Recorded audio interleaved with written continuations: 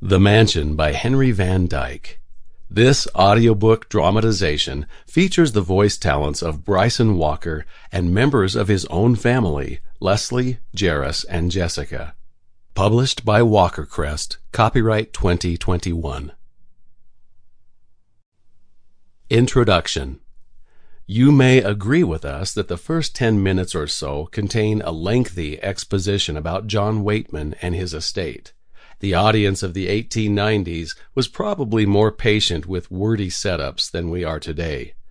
But if you listen patiently, the story becomes more interesting, and I think the final act is very rewarding, equal to the Christmas Carol of Charles Dickens. Praise for Henry Van Dyke and The Mansion. Every Christmas, I read The Mansion by Henry Van Dyke. Its message always touches my heart. End quote. From Thomas S. Monson, former president of the Church of Jesus Christ of Latter-day Saints. And from Harper's New Monthly Magazine, quote, "So beautiful, so true, so full of the Christmas spirit." And from Helen Keller, Van Dyke is an architect of happiness. Chapter 1.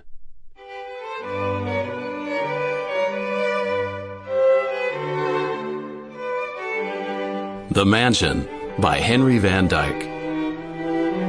Chapter 1. There was an air of calm and reserved opulence about the Weightman mansion that spoke not of money squandered, but of wealth prudently applied. Standing on a corner of the avenue no longer fashionable for residence, it looked upon the swelling tide of business with an expression of complacency and half disdain. The house was not beautiful. There was nothing in its straight front of chocolate-colored stone, its heavy cornices, its broad staring windows of plate glass, its carved and bronze-bedecked mahogany doors at the top of the white stoop to charm the eye or fascinate the imagination. But it was eminently respectable, and in its way imposing.